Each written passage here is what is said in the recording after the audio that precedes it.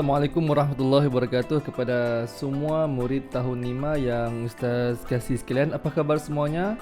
Bersama dengan Ustaz lagi pada PDPR kali ini, mata pelajaran Pendidikan Islam, tajuk Nama Allah Al-Hasib dalam bidang akidah.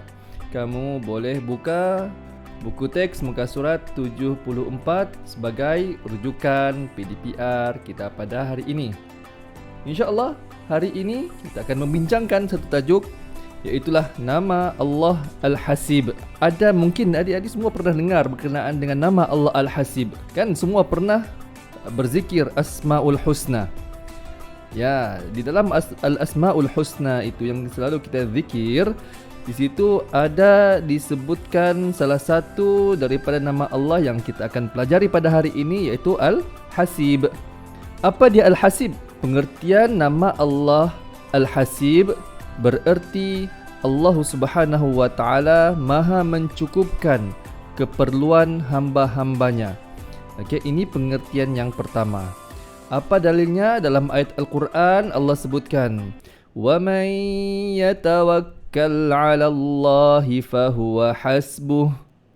Surah At-Talaq ayat yang ke-3. Dan sesiapa bertawakal kepada Allah dengan penuh keimanan, maka Allah akan mencukupkan keperluannya. Okey? Boleh? Ini adalah pengertian hasib yang pertama, iaitu Allah Maha mencukupkan keperluan hambanya. Nama Allah Al-Hasib juga bererti Allah Subhanahu wa Ta'ala Maha menghitung setiap amalan dan perbuatan kita, sama ada baik ataupun tidak baik, pada setiap masa dan tempat. Ini adalah pengertian Al-Hasib yang kedua, iaitu Allah Maha menghitung. Apa dalilnya? Dalam ayat Al-Quran surah Ali Imran ayat yang ke-199, Allah Subhanahu wa Ta'ala berfirman, "Innallaha sari'ul hisab." Maksudnya, sesungguhnya Allah sangat cepat perhitungannya. Okey, jadi jelas ya, pengertian Al-Hasib di sini dia ada dua pengertian, iaitu Allah Subhanahu wa Ta'ala Maha mencukupkan keperluan hamba-hambanya, dan Allah Subhanahu wa Ta'ala Maha menghitung setiap amalan dan perbuatan kita, sama ada baik ataupun tidak baik, pada setiap masa dan tempat. Boleh semuanya? Mari kita teruskan lagi perbincangan keluarga ini. Ya, di sini ada ayah, ada ibu, ada abang, ada adik perempuan. Ya, kita tengok. Ini siapa yang berkata ni? Adik perempuan. "Ayah, tempoh hari Siti ada belajar tentang nama Allah Subhanahu wa Ta'ala Al-Hasib.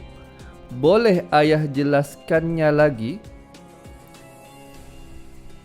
Kemudian ayahnya menjawab, "Siti, Allah Subhanahu wa Ta'ala Maha mencukupkan segala keperluan hamba-hambanya.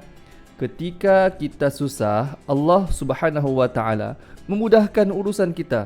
Ketika kita memerlukan pertolongan, Allah Subhanahu wa Ta'ala membantu kita dengan pelbagai cara, seperti menggerakkan hati orang di sekeliling dan makhluknya untuk menolong kita. Kita wajib beriman dengan nama Allah Subhanahu wa Ta'ala Al-Hasib." Kemudian Siti bertanya lagi, "Kalau begitu, ketika kita lupa, Allah Subhanahu wa Ta'ala ingatkan kita. Ketika kita buntu, Allah Subhanahu wa Ta'ala jualah pemberi ilham dan idea." Itu kata Siti. Kemudian ayahnya sambung, "Betul Siti, Allah Subhanahu wa Ta'ala sebaik-baik pelindung dan penolong kita." Ya, memang Allah lah yang Maha melindung dan Maha menolong kepada makhluknya. Okey, kemudian emaknya pula bercakap, "Terima kasih anak-anak ibu, tolong ibu dan ayah di dapur. Setiap perbuatan baik pasti akan diganjari Allah Subhanahu wa Ta'ala." Ya murid-murid, setiap apa yang kita buat perbuatan baik pasti akan diberikan ganjaran pahala oleh Allah Subhanahu wa taala. Setiap apa yang kita tolong orang, sama ada adik-beradik kita sendiri, ibu ayah kita, kawan-kawan kita yang kita tolong, itu semuanya akan mendapat ganjaran pahala daripada Allah Subhanahu wa taala, sama seperti apa yang dikatakan oleh Ibu Siti ini tadi. Kemudian kita lihat pula apa kata abangnya. Menurut Ustaz, Allah Subhanahu wa taala akan menghitung setiap amalan kita. Malaikat Raqib dan Atid ditugaskan mencatat amalan baik dan buruk kita. Ingat lagi murid-murid, malaikat yang selalu ikut kita ke mana-mana di kiri dan juga kanan, berada di kiri dan juga kanan kita. Ya, malaikat yang berada di sebelah kanan yaitu malaikat Raqib yang mencatat amalan kebaikan, manakala malaikat yang berada di sebelah kiri ialah malaikat Atid yang mencatat amalan buruk. Jadi kita kena hati-hati setiap perbuatan kita, kerana setiap perbuatan kita itu akan dicatat oleh kedua-dua malaikat itu tadi. Baik, seterusnya ialah yang ketujuh. Betul, bijak anak-anak ibu. Ini kata Ibu Siti tadi, ya. Dia memuji kedua-dua anaknya kerana telah pertama mereka berbincang dengan perbincangan yang baik, dan juga mereka juga telah menolong ibu dan ayah di dapur. Kemudian kita lihat pula apakah kepentingan beriman dengan nama Allah Subhanahu wa taala. Ada kepentingannya kita beriman dengan nama Allah ini, ya. Dan yang terutamanya dalam tajuk kita kali ini ialah Al-Hasib.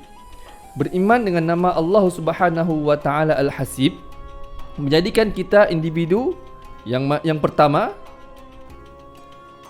meletakkan Allah sebagai pelindung dan penolong, iaitu bertawakal dan tekun berusaha, sentiasa berdoa memohon pertolongan Allah Subhanahu wa taala. Okey. Dan yang kedua, berusaha melipat gandakan amalan, menunaikan ibadah fardu dengan tekunnya, memperbanyakkan amalan sunat. Kita akan lebih banyak beribadah kepada Allah Subhanahu wa taala. Yang ketiga, menghargai masa. Penuhi masa dengan perkara yang berfaedah. Kemudian menghadiri majlis ilmu. Dan yang keempat, meninggalkan maksiat, iaitu menjauhi pergaduhan, memelihara aurat dengan sempurnanya, dan juga perkara-perkara maksiat yang lain. Ini empat perkara ini adalah kepentingan beriman dengan nama Allah Al-Hasib. Bila kita beriman, percaya bahawasanya atas nama Allah Al-Hasib ini, kita akan menjadi orang yang baik, kita akan sentiasa menolong orang, kita akan menjadi orang yang soleh, manusia yang taat kepada Allah, manusia yang baik kepada ibu bapa, manusia yang baik kepada semua makhluk. Ya. Baiklah, sebagai tugasan kepada murid-murid sekalian, mari lihat apakah tugasan yang pertama. Apakah pengertian nama Allah Al-Hasib? Tadi Ustaz telah nyatakan ada dua pengertian nama Allah Al-Hasib. Ya, murid-murid boleh rujuk semula video ini ataupun di dalam buku teks dan nyatakan pengertian nama Allah Al-Hasib. Itu yang ada dua pengertian itu tadi. Kemudian, apakah hukum beriman dengan nama Allah Al-Hasib? Taji ayah kepada Siti tadi, dia ada nyatakan hukum beriman dengan nama Allah Al-Hasib. Apakah hukum beriman dengan nama Allah Al-Hasib? Kemudian yang ketiga, senaraikan 4 kepentingan beriman dengan nama Allah. Ya, tadi ada 4 kepentingan beriman dengan nama Allah. Ustaz mahu dia punya tajuk besar itu sahaja. Yang kecil-kecil itu tidak payah. Ya, tajuk besarnya itu sahaja, yang 4 kepentingan beriman dengan nama Allah Al-Hasib. Ya, jadi itu sahaja ya PDPR kita pada kali ini. Insya-Allah agar mendapat manfaat dan juga semuanya faham dalam tajuk ini, sehingga kita berjumpa pada PDPR akan datang. Assalamualaikum warahmatullahi wabarakatuh. Bye bye.